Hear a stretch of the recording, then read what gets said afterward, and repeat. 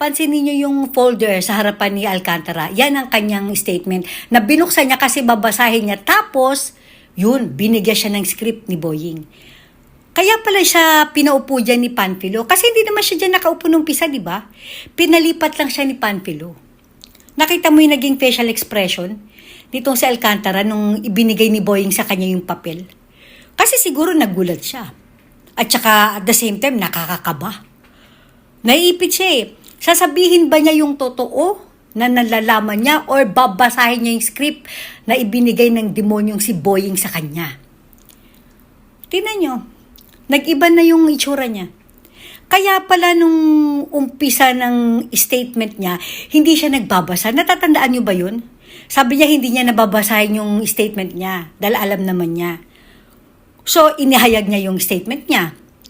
Ang naging problema nito, sineban siya ni Panfilo na Alcantara, meron ka namang statement, basahin mo na. Naalala niyo yun? Kaya pala ayaw niyang basahin kasi script yun. Ayan na.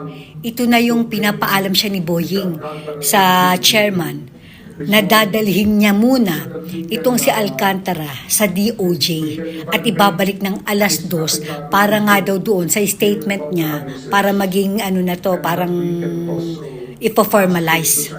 Diba pinapirma pa nga siya dyan? Ang problema, yung pinapirmahan sa kanya, hindi yung statement niya na nasa folder niya, kundi yung script na ibinigay sa kanya. Kaya pala ganyan na lang kung kabahan itong si Alcantara. Hindi kasi natin nakikita, diba? Sa TV kasi, sa harap lang ang nakikita natin. Hindi natin alam na merong ganyang pangyayari pala sa likuran nito. Tingnan niyo si Alcantara, kaya pala takot na takot. Meron palang nangyayaring anomalya, may kababalaghan palang ginawa na naman itong demonyong si Boying na ito. Ayan no, syempre kinakabahan siya para sa buhay niya. Hindi niya alam kung ano magiging kapalaran niya. Diba? Magkakasabwat. Alam niya ni Panfilo at saka ni... Diba, yan na, tatayo na. Tamo, kabado siya, oh. Ayun. Yan yung script na dadali sa DOJ. Tapos yung statement niya, ayun. Sinara niya na. Oh my gulay. Ano na mangyayari?